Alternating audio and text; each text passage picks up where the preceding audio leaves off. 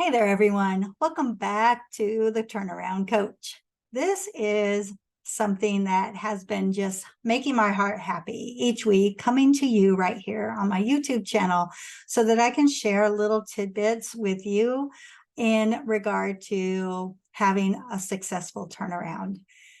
Turnarounds are not easy, sometimes very necessary, sometimes crucial, in fact, but never easy. And so I appreciate the fact that you come in, you listen to my thoughts, and hopefully they're making a difference for you.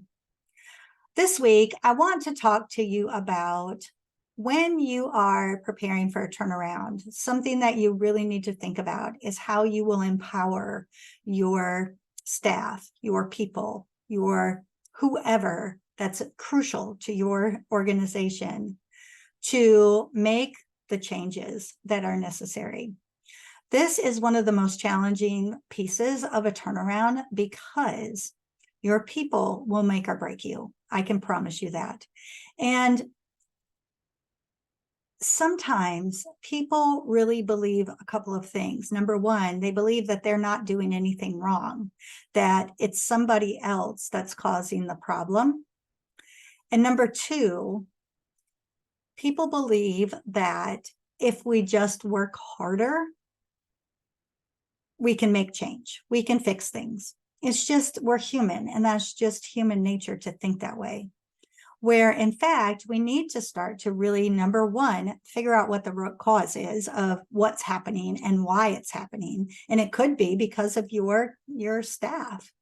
It could be for other reasons, but that's one of the major reasons that things go wrong, right? And we have to also get people to understand that sometimes it's not about working harder, but working smarter. And so how do we do this? What I have found is that the first and foremost thing in any kind of turnaround is everybody that's involved needs to realize that everybody's involved, right? It's a team. We are in this together. We got to this place together, and now we're going to get out of this place together. I think that taking on that team approach really helps everyone to understand we're all responsible, including you as the leader, right? You need to be right there in the trenches with everybody else.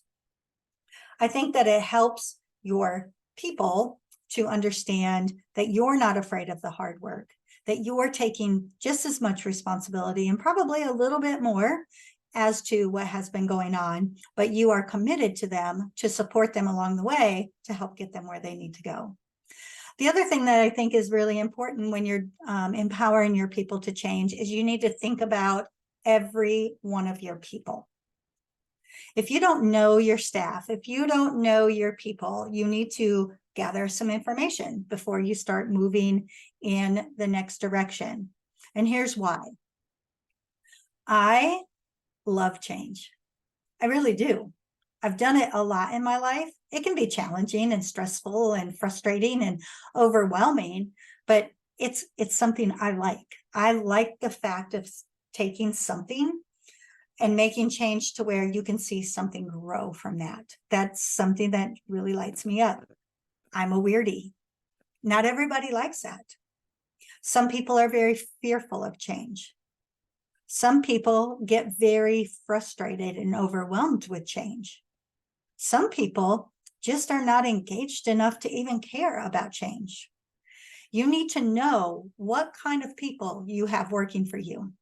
Now, I came in as the leader, hired in to make these turnarounds most of the time, not every time, because we had to do some work while I was still the leader, just dependent upon the year. However, the big changes, I was not there prior, so I wasn't part of that, but it also made me realize I didn't know who was part of it, if that makes sense. I didn't know those teachers. I didn't know my office staff. I didn't know my community and students yet. So I really had to start gathering data, start talking to people, start listening to people. Listening is a super important skill that we need to have, that sometimes we have a hard time doing because we just want to listen to respond and not maybe listen to understand. But listening, spending time, asking the questions, observing, taking in a non-judgmental way, you're going to gather a lot of information about your people. You're going to learn a lot of things about them. And you will be able to then start to figure out, okay, this group of people are going to need this kind of support. And this group might need this kind of support. And that's super important to know. The other thing that I think we all need to remember when we're doing change, and in a way that empowers our people to make the change and do the hard work, is that things don't change overnight. I worked at one point with a group of people that expected, they were above me, they were my supervisors, so to speak, expected change to be able to be seen within a month. And although I could see change because I was on the front line, right? I could see the change in people's attitudes. I could see the change in student engagement. I could see small changes, but they weren't there. They wanted to see the big change immediately. And the one thing that we have to remember is that we have to be realistic on our timelines. And we have to remember, because change is hard, if you expect to go from 0 to 60 in a week, you're setting yourself and your team up for failure. People will resent you, people will be overwhelmed, and they will shut down. So you need to strategically think through, what are our next steps? What are the most important things I can do first that will give me the biggest leverage? And then how will that look carrying on? Because you can start to see big change, but this change process might sustain over a year's time. But in 3 to 6 months, you may be where you want. Now you just have to, sustain that. I say all that to say you really need to be mindful of what's happening, where the change is going to take place, what are the biggest leverage items that people can get on board with quickly, so that you aren't overwhelming and shutting your people down, because it can definitely happen. And then I think the other thing is, when you see even the smallest thing.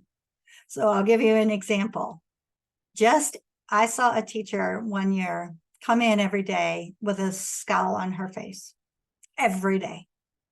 And people would say good morning to her and she would not respond. But I knew she had gotten on board the day she walked in and said good morning. Now, did that move the needle for me? It did. Because right then, that is when she connected to the work that we were doing. Would everybody have known that? Maybe not. But what I did is, as soon as I saw that, I called her in privately, because I knew this person well enough by this point to know that she did not want public attention.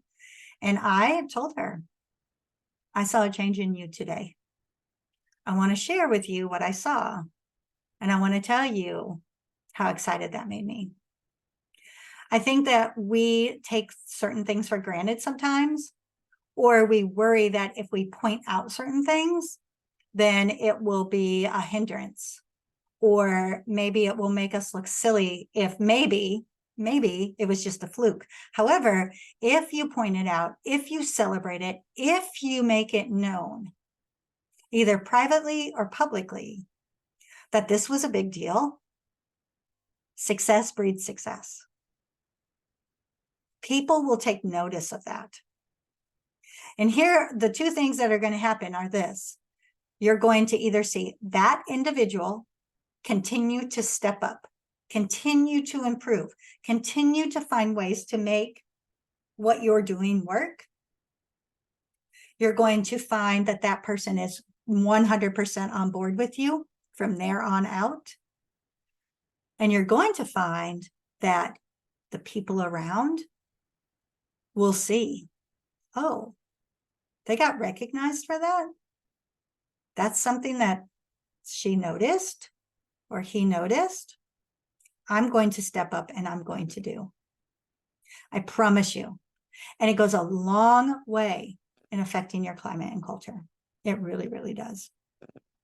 So again, as you're doing turnarounds, we all have to remember that these are hard times. They're hard tasks to accomplish. They don't happen overnight.